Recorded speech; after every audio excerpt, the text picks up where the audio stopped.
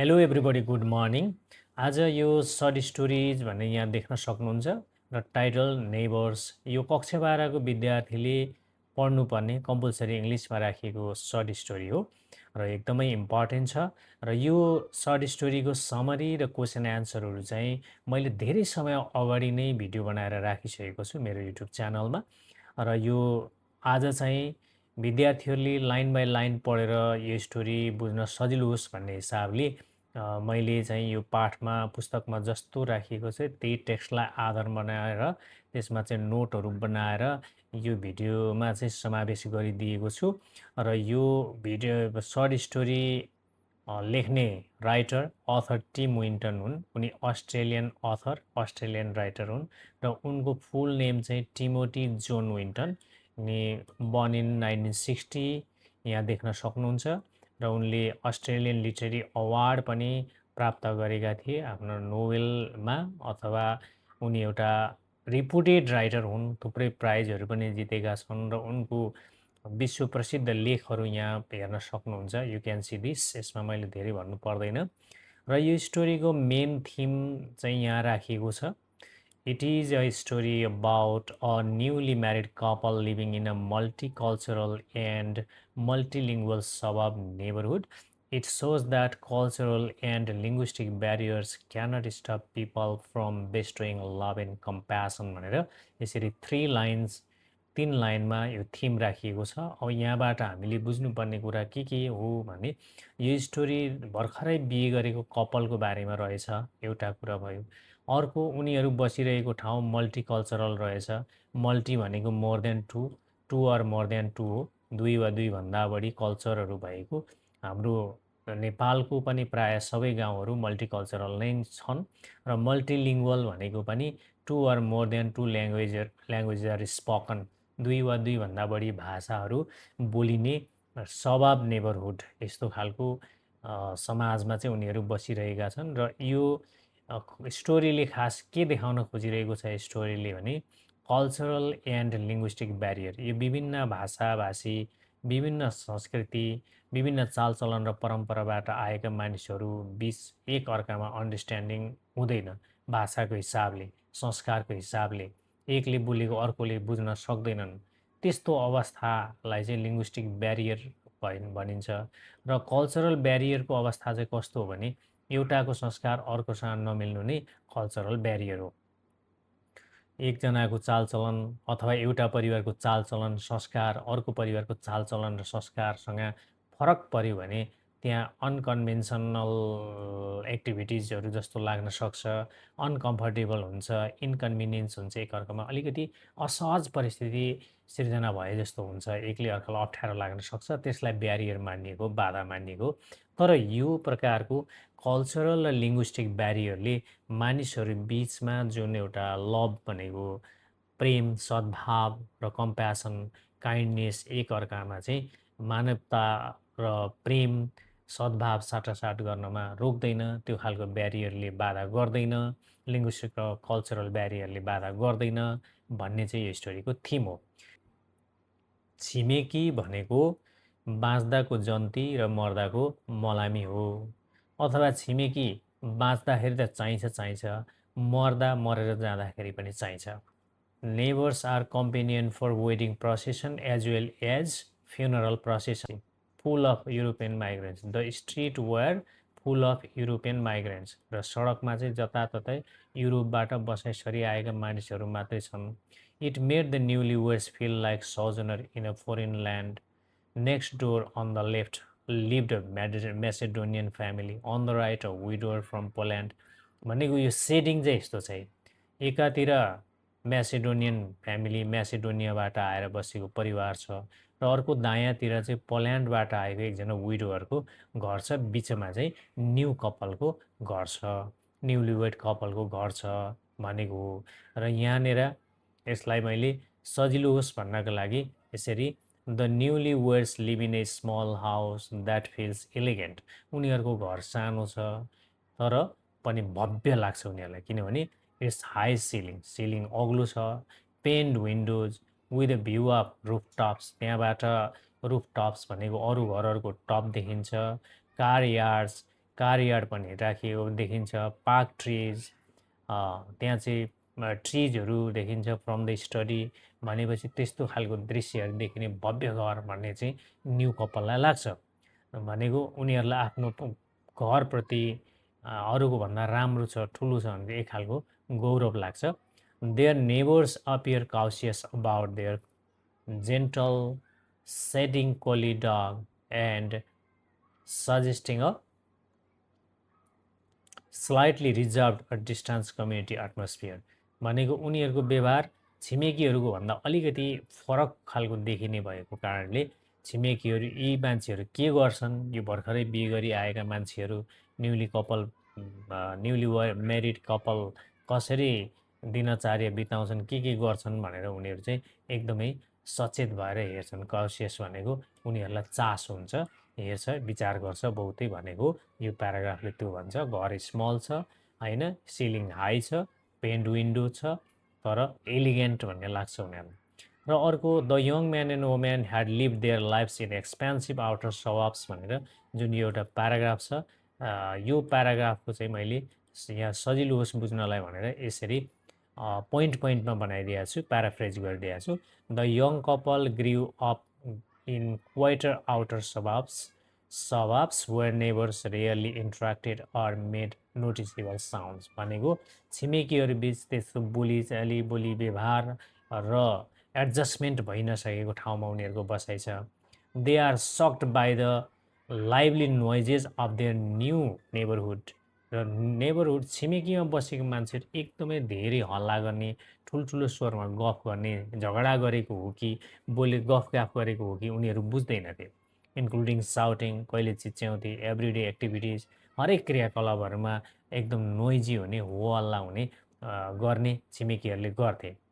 र over time they realise that what seemed like conflict is actually normal conversation among the Macedonian family. र Macedonian family वास्तवमा ठुल्ठुलो स्वरमा बोल्थे र उनीहरू चाहिँ एक आपसमा मर्डरिङ इच अदर, मारामार गरेका हुन् कि झगडा गरेका हुन्, गफ गरेका हुन् भनेर बुझ्नलाई उनीहरूलाई 6 महिनासम्म लाग्यो, किनभने भाषा बुझ्दैनथे तर धेरै ठुलो हल्ला आउँथ्यो हरेक कुरामा। जस्तै साउन्ड अफ स्पिटिङ, थुक्दाखेरि पनि, वासिङ, धोइ पखाली गर्दा, they break watering came as सक।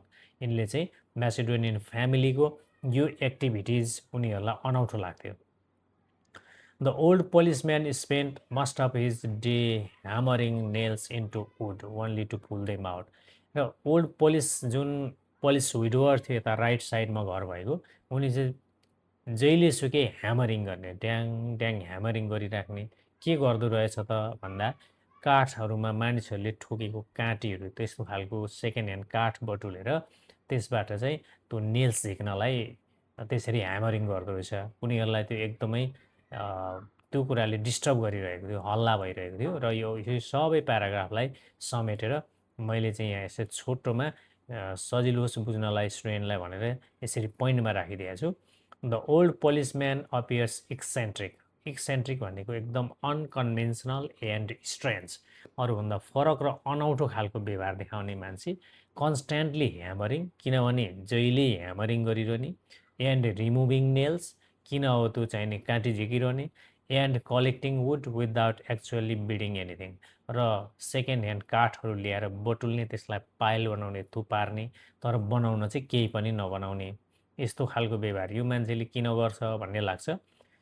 Early relations between the new comers and Macedonian neighbours were strained due to different lifestyle, habits and mutual judgement. र एकले अर्काको व्यवहार उनीहरूलाई पुरै अनौठो लाग्थ्यो।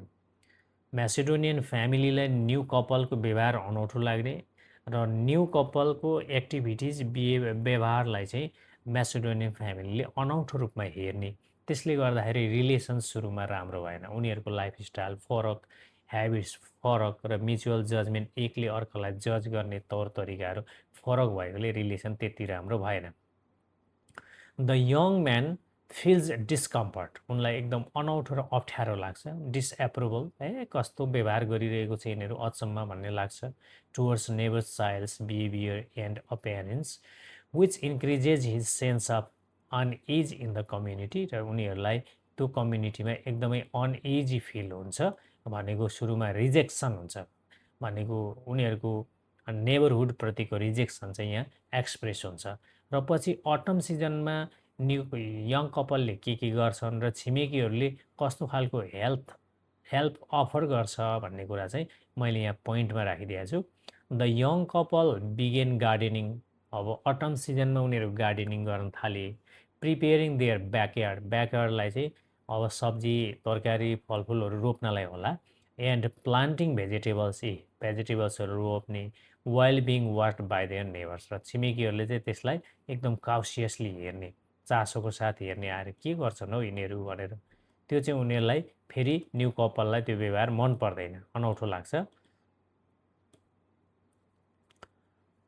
The neighbours actively involve themselves by giving advice तर नेबर भाषा नबुझे पनि बुझ्ने भाषामा बोल्न नसके पनि आफ्नै भाषामा पनि आएर सल्लाह दिन्थे के गर्न त भन्दा प्लान्टिङ मेथड्स कसरी रोप्ने जस्तो स्प्यासिङ गर्न हिलिङ गर्न र मल्चिङ गर्न मल्चिङ भनेको अब त्यो बिउ राखिसकेपछि त्यसलाई कभर गर्नुपर्ने हुन्छ यो स्प्यासिङ हिलिङ एन्ड मल्चिङ भन्ने तिनवटा वर्ड चाहिँ इम्पोर्टेन्ट छ although the young men feels irritated र उनीहरूले आएर किन सल्लाह दिन्छन् आवश्यक हामीले सोधेकै छैन यी मान्छेहरूलाई के को चासो भन्ने लाग्छ उनलाई इरिटेसन हुन्छ त्यसलाई उनले इन्टरफेरेन्स भनेका छन् तैपनि के भन्छन् है भनेर उनीहरू एकदम चासोको साथ सुन्छन् कपाल ग्रेजुअली एक्सेप्ट हेल्प बिस्तारै उनीहरूले दिएको सहयोग पनि यिनीहरूले ठिकै छ नि त आएर सहयोग गरिहाल्यो भन्ने हिसाबले एक्सेप्ट गर्छन् तर धेरै खुसी चाहिँ हुँदैनन् सहयोग गर्दा friendly exchanges like sharing garlic क्लोभ्सहरू ल्याएर दिन्छन् यो पनि रोप्नुहोस् है भनेर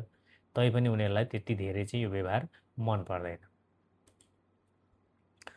र नेक्स्ट यहाँ एउटा छोटो प्याराग्राफ छ र यो सानो प्याराग्राफमा चाहिँ not long after the young men and women build hand house young men and women उनी बुढाबुढी भएर एउटा हेन्ड हाउस बनाउँछ कुखुराको हाउस कुखुरा बस्ने गुँड भनौँ न घर बनाउँछ नेबर्स वाच इट आएर हेरिरहन्छ हेर्दा हेर्दै फल डाउन बनाउन जानेनन् त्यो ढलिहाल्यो राम्रो बनाउन जानेन the polish weeder slid through the फेन्स अनइन्भाइटेड त्यो पोलिस विडर जहिले जुन ह्यामरिङ गरिरहन्थ्यो सधैँ काठमा चाहिँ नेल निकाल्नको लागि ह्यामरिङ गरिरहने ठङ ठङ आवाज निकालिरहने जसले डिस्टर्ब गरिरहेको उनीहरूलाई महसुस भएको थियो त्यो मान्छे कसैले नबोलाई सुलुक्क त्यहाँ आएर रिबिल्ड इट फर देम र त्यो ह्यान्ड हाउस बनाइदिइराखेर उनी चाहिँ जान्छन् they could not understand a word he said उसले के भने उनीहरूले बुझेनन् किनभने त्यहाँ लिङ्ग्विस्टिक ब्यारियर भनेको लिङ्ग्विस्टिक डिफ्रेन्सेस छ भाषिक विविधता छ डाइभर्सिटी छ एकले अर्काको भाषा बुझ्दैन भनेको हो र यो नेक्स्ट लामो प्याराग्राफ छ अलिकति यसमा चाहिँ नि यसमा के लेखिएको छ भनेर यहाँ मैले छोटोमा पोइन्टमा राखिदिएको छु as autumns turns into winter autumn season भनेको खास गरेर भदौ असोजको समय हो र त्यस पछाडि विन्टर सुरु हुन्छ अब कार्तिक मङ्सिर हुँदै जाडो सिजन आउँछ विन्टर सुरु भयो the atmosphere changes and the young couple gradually becomes more comfortable in their neighbourhood र उनीहरूलाई अब एटमोस्फियर पनि त्यहाँ चेन्ज भयो र ग्रेजुअली बिस्तारै उनीहरूले त्यो नेबरहुडमा कम्फर्टेबल पनि फिल गर्न थाल्यो भने चाहिँ अलिकति साथीभाइहरूसँग छिमेकीहरूसँग एडजस्ट पनि हुँदै गयो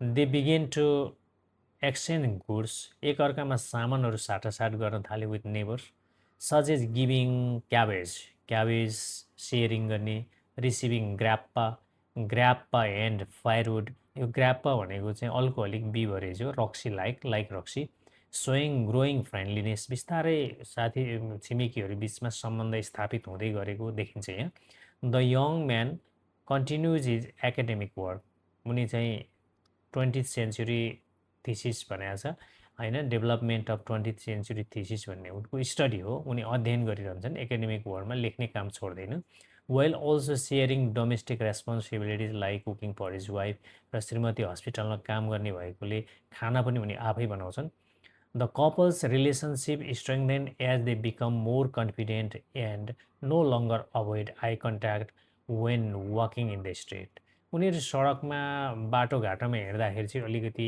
वी आर सुपेरियर यहाँको छिमेकीहरूभन्दा हामी सुपेरियर छौँ एजुकेटेड छौँ हाम्रो घर पनि अलिकति राम्रो छ र मेरो श्रीमती पनि हस्पिटलमा काम गर्छन् जागिरै छ भनेपछि उनीहरूमा एक खालको superior and pride, they are proud होइन, सुपेरियर पनि फिल गर्छ र आफू प्राउड एउटा गौरव फिल गर्छ, हामी अरूभन्दा अलिकति उच्च स्तरकै मान्छे हौँ भन्ने उनीहरूलाई लाग्छ। In the winter they kept dogs, अब हाँस पालेका छन् र यहाँनिर के छ भनेर चाहिँ मैले यो प्याराग्राफको पनि छोटोमा राखिदिएको छु। The couple keeps dogs in winter, उनीहरूले हाँस पाल्छन्। And in spring the neighbours teach them how to slaughter and prepare them together, र अब जब स्प्रिङ सिजन सुरु हुन्छ त्यस पछाडि चाहिँ छिमेकीहरूले सिकाइन्छ अब प्लकिङ कसरी गर्ने, हाँसलाई स्ल्याटरिङ मार्ने कसरी, खाना तयार त्यसलाई चाहिँ अब खाना लायक बनाउनलाई मासु कसरी बनाउने भनेर चाहिँ छिमेकीहरूले सिकाउँछन् यिनीहरूलाई। While working and talking together in a messy noisy situation the couple gets caught up in the moment and start shouting too, र कहिलेकाहीँ छिमेकीहरूको केटाकेटीले गरेको व्यवहार जस्तै द चाइल्ड, यहाँनिर के भनेको छ भने the child pulled the cat's tail, बच्चाले चाहिँ त्यो केटाकेटीले बिरालोको पुच्छर तानिदिन्छ, यस्तो बेला चाहिँ उनीहरू साउट पनि गर्छन्, रिसाउँछन् पनि भने हो। र अब यहाँबाट चाहिँ अलिकति प्रसङ्ग चेन्ज हुन्छ।